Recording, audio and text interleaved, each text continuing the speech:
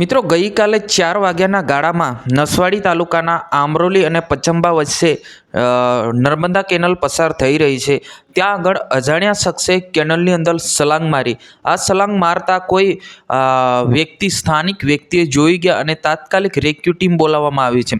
નમસ્કાર મિત્રો, વિડીયોમાં તમારું સ્વાગત છે। વિડીયોને અંત સુધી જોતા તમને ખબર છે મિત્રો, ગુજરાતભરની માહિતી જે છે આ જ ચેનલ પર તમને હું પ્રોવાઈડ લગાતાર કરાઈ રહ્યો છે। હવે મિત્રો આપણે એ જાણી લઈએ કે અત્યારે જે રીતના ગઈકાલે લગભગ 4 વાગ્યાના ગાળામાં નસવાડી તાલુકાના આમરોલી અને પચંબા વચ્ચે નર્મદા કેનલ એટલે કે મેન કેનલ પસાર થઈ રહી છે।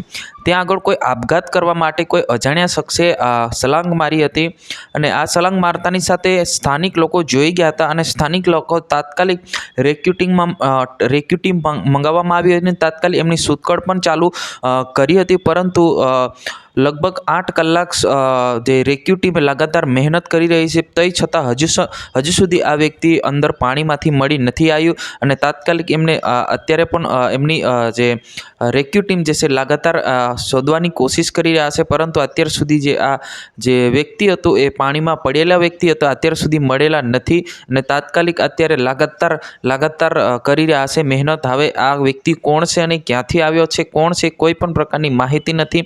આ વ્યક્તિને કેનલમાંથી બહાર કાઢવામાં આવશે, પછી જ ખબર પડશે, પછી જ એમની ઓળખાણ થશે કે આ વ્યક્તિ કોણ છે અને કેમ કૂદ્યા છે।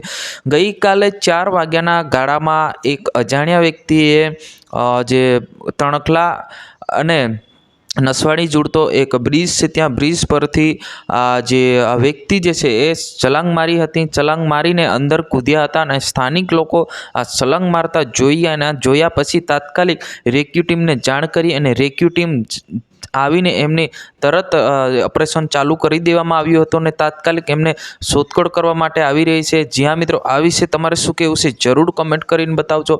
આ વ્યક્તિને જ્યારે અંદરથી કાઢવામાં આવશે પછી જ ખબર પડશે કે આ વ્યક્તિ કોણ છે। જય હિન્દ, વંદે માતરમ।